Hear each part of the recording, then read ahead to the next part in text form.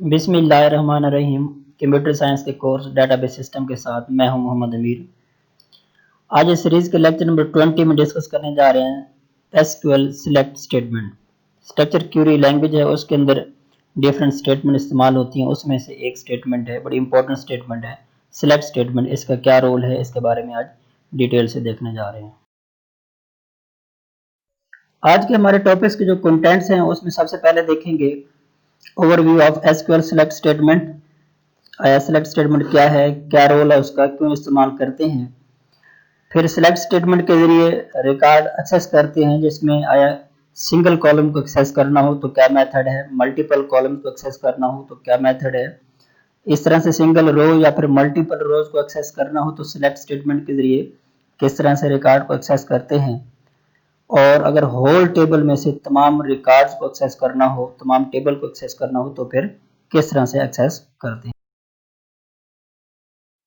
सबसे पहले हम लोग देखते हैं कि आया सिलेक्ट स्टेटमेंट क्या है। In SQL, the select statement is used to query or retrieve data from a table in database. Database में मौजूद हमारा जो डाटा स्टोर होता है वो बेसिकली टेबल्स में स्टोर होता है। टेबल में से डाटा को सिलेक्ट करने के लिए सिलेक्ट स्टेटमेंट का इस्तेमाल किया जाता है। The returns data is stored in a table and the result table is known as result set. जब हम लोग क्वेरी पुट करते हैं सिलेक्ट स्टेटमेंट के जरिए तो उसके बाद जो डाटा हमें रिट्रीव होता है वो भी बेसिकली टेबल्स के फॉर्म में आता है और उस टेबल को रिजल्टेंट टेबल या फिर रिजल्ट सेट कहते हैं। सिंटैक्स इसका है सिलेक्ट सबसे पहले पुट करेंगे, रिजर्व वर्ड है, उसके बाद कॉलम 1 जो आपको पहला कॉलम एक्सट्रैक्ट करना है या रिट्रीव करना है, कॉलम 2, फिर column 3 and so on from table name, और आखिर में टेबल का नेम हम लोग वो राइट कर देंगे।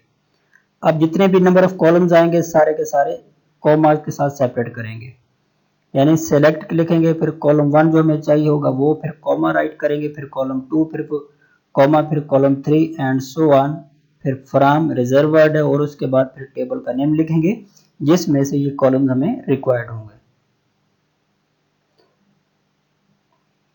Use the following syntax to select all the fields available in the table. अगर हमें उस टेबल में से तमाम रिकॉर्ड्स चाहिए तो फिर क्या करेंगे, select static from table name, select right करेंगे, फिर उसके बाद स्टैटिक पुट कर देंगे। स्टैटिक जो है वो तमाम रिकॉर्ड को एक्सेस करने के लिए एक रिजर्व वर्ड है। फ्रॉम फिर टेबल का नेम लिखेंगे, इसके अंदर सिलेक्ट लिखेंगे, static from table name. Suppose का हमारे पास एक टेबल नेम एम्प्लॉय है तो एम्प्लॉय टेबल, ये हमारे पास एक टेबल है एम्प्लॉय का टेबल, तो ये इसके अंदर नंबर ऑफ कॉलम्स जो हैं employee ID, employee name, city, phone number and salary है, और इसके अंदर जो रिकॉर्ड स्टोर है वो बेसिकली 5 रोज हैं। तो ये एक मुकम्मल टेबल है। अब इस टेबल को इस्तेमाल करते हुए हम लोग डिफरेंट सिलेक्ट स्टेटमेंट पुट करेंगे। क्या आया देखते हैं इस टेबल में से हमें किस तरह से रिकॉर्ड एक्सेस होकर मिलता है।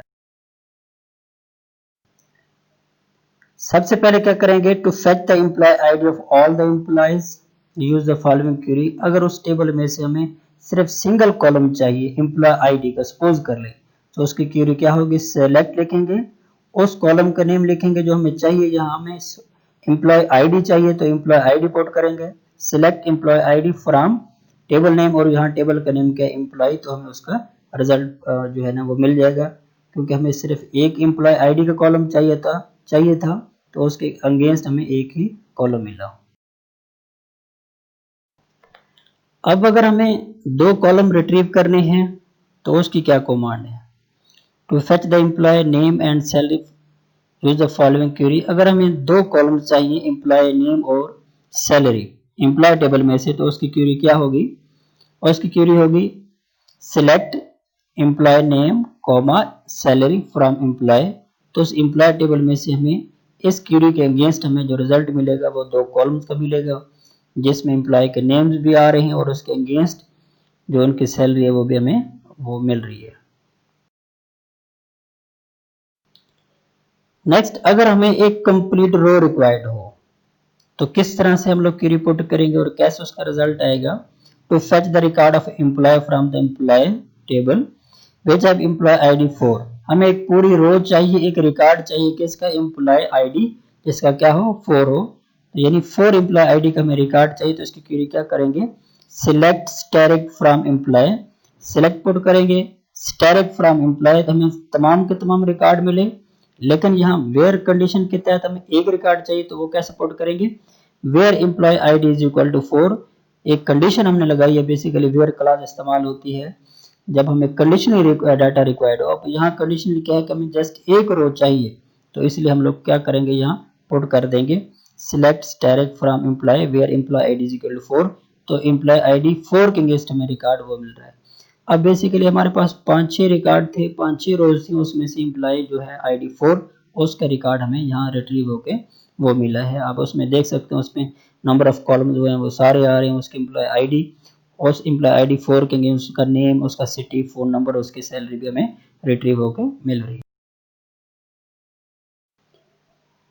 अब हमें अगर सिंगल रो नहीं चाहिए, अब हमें क्या चाहिए, अब हमें पूरा का पूरा जो उस टेबल के अंदर रिकॉर्ड स्टोर है हमें वो रिकॉर्ड चाहिए। To fetch all the fields from the employee table, use the following query, select static from employee। अब हम लोग क्या कर देंगे, select लिखेंगे static from employee और उसके employee के बाद सेमीकोलन भी बेसिकली लगाना है, पुट करना है। तो उसके बाद हमें एक क्या कंप्लीट रिकॉर्ड एक्सेस होके मिल रहा है, जिसके अंदर जितने भी नंबर ऑफ कॉलम थे, जिसमें employee ID, employee name, city, phone number और सैलरी, और उसके अगेंस्ट हमारे पास 5 रोज थी, एम्प्लॉय आईडी 1 से लेकर 5 तक, उसके अगेंस्ट में वो पूरा का पूरा रिकॉर्ड हमें वो एक्सेस होके मिल गया है।